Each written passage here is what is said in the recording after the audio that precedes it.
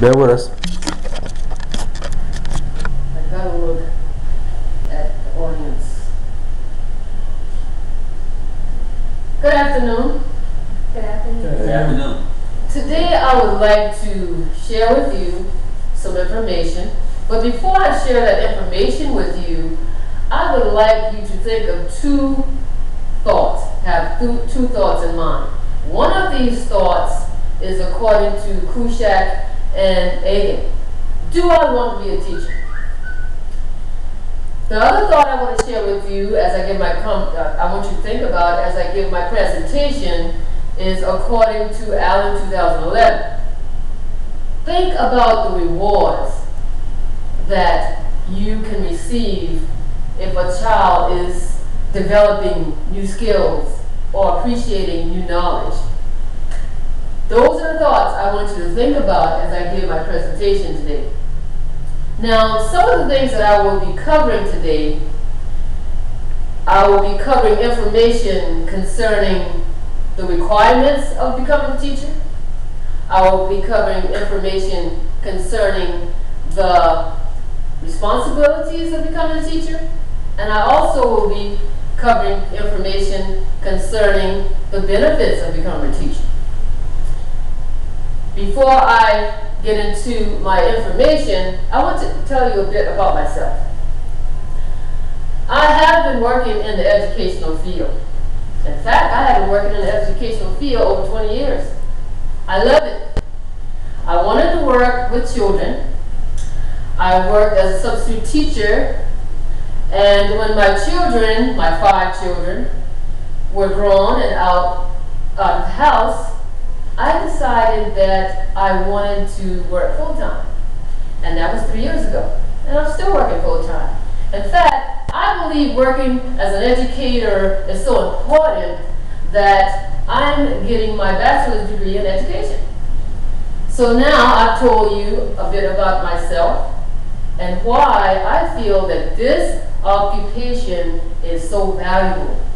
And another thing I want to share with you too, the valuability of this occupation, is because of the value it has with God. God said, train up a child in the way it shall go. Proverbs 22:6. And when it is old, it shall not depart. The knowledge shall not depart from him. So before I move along, I want to share with you the points that I'm going to cover with you today, which include the requirements of becoming a teacher, the responsibility of becoming a teacher, and the benefits of becoming a teacher. And here I have my lovely visual, the requirements of becoming a teacher.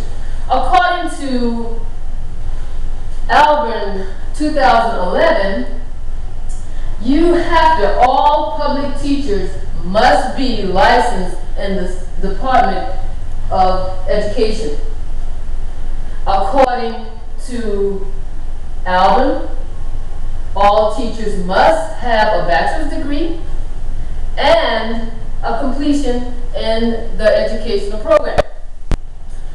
According to Allen 2011, private teachers, they don't have to have a license, but they do have to have a bachelor's degree. Now I've shared with you some of the requirements of becoming a teacher.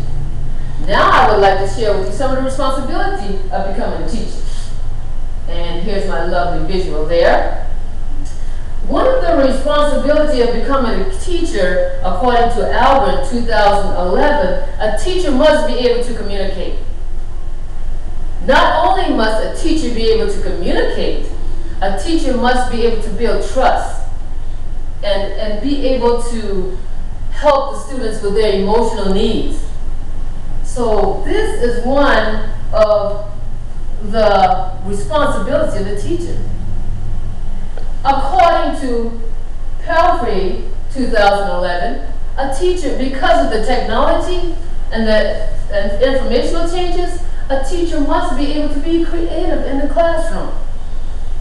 Those are 2 responsibilities of a teacher. Another responsibility of a teacher outside the classroom, bus duties, other duties that are outside the classroom, as far as study hall duties, and also school trips. So they have a lot of responsibilities out the classroom. Another responsibility of a teacher, they must be able to foster care. Foster care with the parents. Foster care with their colleagues.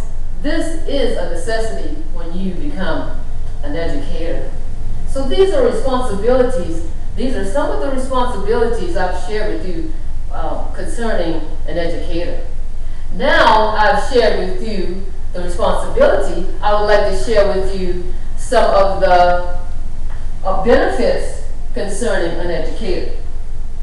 And my next visual here, excuse me, I'm so sorry. Next visual here. These are some of the benefits concerning an educator.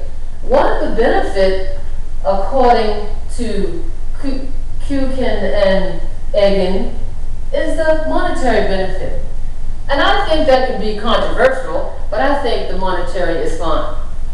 The monetary benefit you can make from $30,000 to $63,000.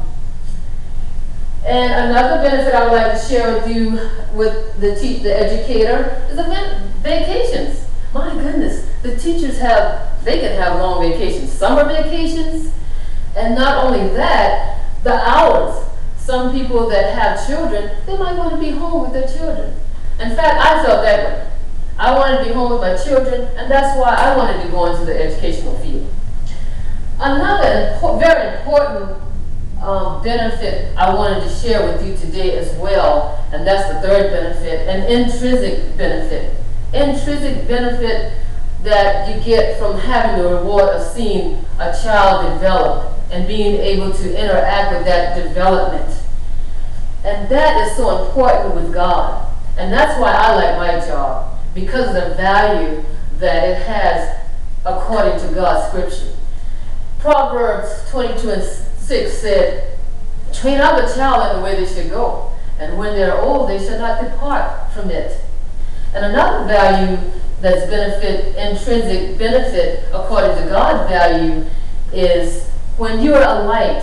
I think teachers should be a light and a model to children. According to scriptures, "You are the light of the world," Jesus said in Matthew 5:14.